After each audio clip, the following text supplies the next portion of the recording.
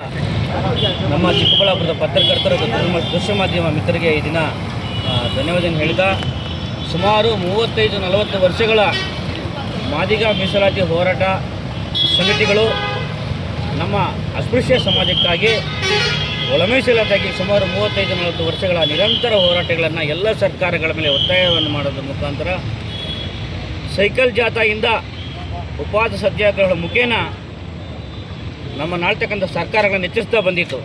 ಹಾಗಾಗಿ ನಮ್ಮ ಕಾಂಗ್ರೆಸ್ ಸರ್ಕಾರ ಕಳೆದ ವಿಧಾನಸಭಾ ಚುನಾವಣೆಯಲ್ಲಿ ಪ್ರಣಾಳಿಕೆ ಸಮಿತಿ ಒಳ ಮೀಸಲಾತಿ ಮಾಡ್ತೀವಿ ಅಂತ ಹೇಳ್ತಕ್ಕಂಥ ಮಾತನ್ನು ಹೇಳಿದ್ದರು.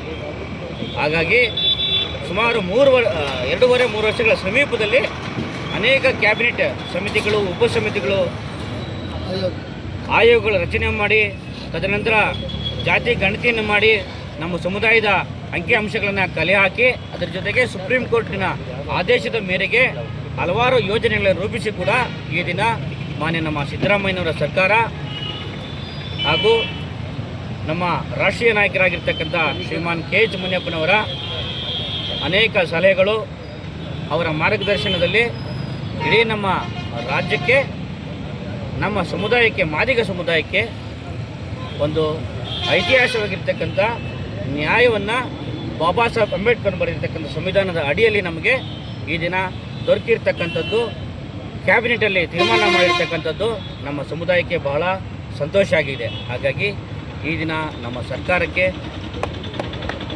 ನಮ್ಮ ಮಾದಿಗ ಸಮುದಾಯದ ಪರವಾಗಿ ವಂದನೆಗಳು ಹೇಳ್ತೀವಿ.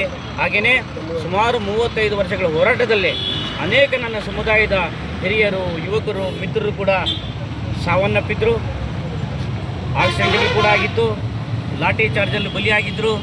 ಅನೇಕ ಹೋರಾಟಗಳ ಫಲವಾಗಿ, ನನ್ನ ಹಿರಿಯರ ಹೋರಾಟಗಳ ಫಲವಾಗಿ ನಮ್ಮ ಅಶಕ್ತ ಸಮುದಾಯಕ್ಕೆ ಈ ದಿನ ಶಕ್ತಿ ಬಂದಿರತಕ್ಕಂಥದ್ದು ನಮಗೆಲ್ಲರೂ ಕೂಡ ಭಾಳ ಸಂತೋಷ ಆಗಿದೆ. ಎಷ್ಟು ಪರ್ಸೆಂಟ್ ಹಂಚಿಕೆ ಆಗಿದೆ? ನಮಗೆ ಪರ್ಸೆಂಟೇಜಲ್ಲಿ 5.25, ಎ ಬಿ ಗ್ರೂಪ್ಗೆ 5.25 ಮತ್ತು ಇತರೆ ಇರ್ತಕ್ಕಂಥ 4.25 ಆಗಿದೆ.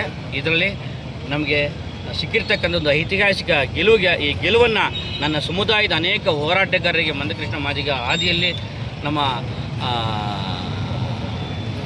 ಮಾಜಿ ಕೇಂದ್ರ ಸಚಿವರಾಗಿರ್ತಕ್ಕಂಥ ಆನೇಕಲ್ ನಾರಾಯಣ ಸ್ವಾಮಣ್ಣವರು ಅನೇಕ ಹೋರಾಟ ನಿರಂತರ ಆಗಿರ್ತಕ್ಕಂಥ ಸಮಸ್ಯೆಗಳಿಗೆ ಸವಾಲುಗಳನ್ನು ಹುಡುಕ್ತಾ ಈ ದಿನ ಸರ್ಕಾರದಲ್ಲಿರ್ತಕ್ಕಂಥ ಎಲ್ಲ ಮಂತ್ರಿಗಳು ಕೂಡ